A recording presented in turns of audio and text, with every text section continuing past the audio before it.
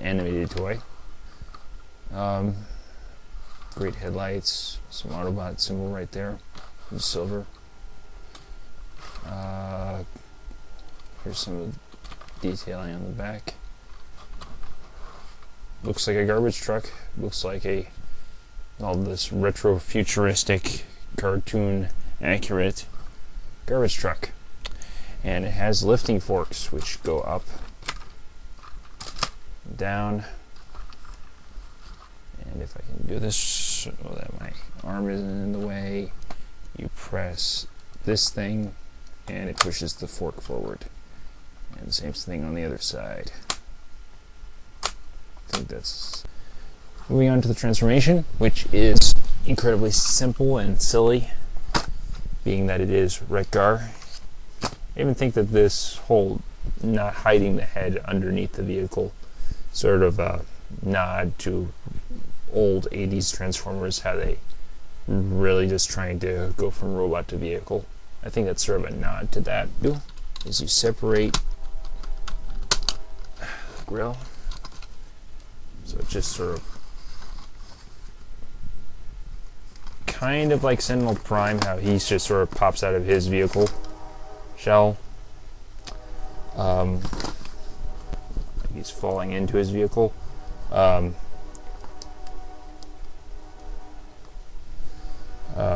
Wreck Gar does it. Click out the arm joints. Okay, come on. Now that we got the arms pegged, the head. Good. Adjust your arms like you need them. And gotta get the truck taken care of. There are clearance issues with the wheel, but it's dealt with. And neat thing you can do for some added stability is you can take that orange truck piece and you can line it up with the tab on his back. And if you line it up with the tab on his back, you can make the backpack a bit more stable. Okay. Now some have complained that he's a little back heavy, and it's true he has a huge backpack, but he's actually got a great heel spur for. You can bring the forklifts up to the front, and then you can use them in combat. He's surprisingly articulate, especially in the arms and legs. No waist joint, but you know, you get the armor kibble stuff. I know some people don't like the samurai armor kibble, but look at that head sculpt. He's so perfectly amazing. If you saw the episode in season 2, if you haven't seen season 2 yet, go buy it. It's out now. And then you'll fall in love with this iconic goofball. Let's see. Now you pop these weapons out of the back, as you probably just saw me do. A reference to Weird Al Yankovic's Running with Scissors, I think, because he's voiced by Weird Al Yankovic, and he looks like Weird Al Yankovic. It's essentially Weird Al Yankovic the toy robot. Crazy. You can combine them into a shield weapon, and then you can put them on the arm, but I don't really think that's very good. It's nice that it's in there, but you can rotate the forklifts if you want. Give it more of a battle blade feel. Now he knows Kung Fu. Whoa. It's sort of a bomber. The way you transform it, you can choose to either leave the tail on or off for the transformation, but you're going to have to take it off eventually if you want the show accurate look. That's why it has a crazy weapon. This is, of course, Atomic Lugnut, and his colors are... I actually think his colors stand out a little better.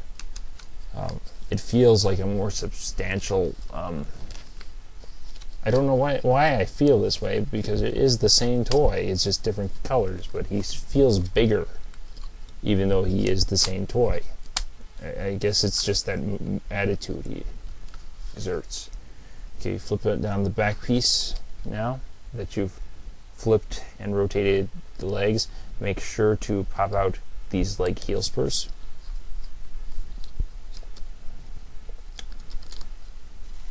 Okay, got the heel spurs out.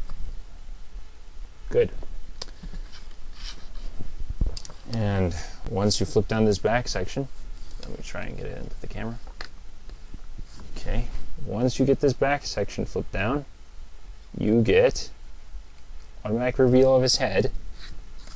And hold on, we'll adjust the camera up. And as the head comes up, pop out the sides come, revealing the Decepticon symbol in the center and filling out the chest nicely. Now all we really need to transform are the arms. Click, click. Same on this arm, now where you can see it. And just pull it down and adjust these wing flaps, both sides. Okay, cool. Now then, automorphing gimmick, you just press on the tab and it opens up the claw. Horizontal wrist movement, then it would look goofy with the weapon. Okay, you can also strike some pretty good stances. Gives him a crazy awesome look. I think it's the new red monocle eye that's well, actually, yeah, maybe it's just the, well, I think the old one had a red monocle eye. It's just that the green face makes it stand out more. Okay. Comes with his atomicals, becoming as dangerous a threat as Sunstorm.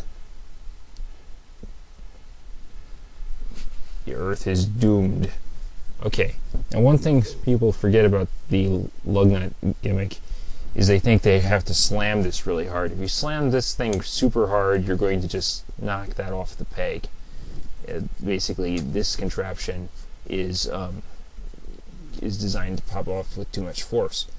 Now, the key here is this little button at the bottom. And if you're having trouble getting it to activate, all you need to do is line up this post with the post in the staff, and it comes out super easy. But I know my first Lugnut had trouble with it, and all you had to do was push it in so it locks securely with that tab. It's like a Minicon port in a way. If you know how Armada Minicon ports work for activating gimmicks, you gotta get that pin to push onto your button. Same deal here, except you don't have a little tiny robot plugging into Lugnut. You just have a big weapon. Okay, so by pressing on the button, now all I have to do is press on the button and it activates. One more time. Press the button, activates. I didn't slam it, I'm just pressing it.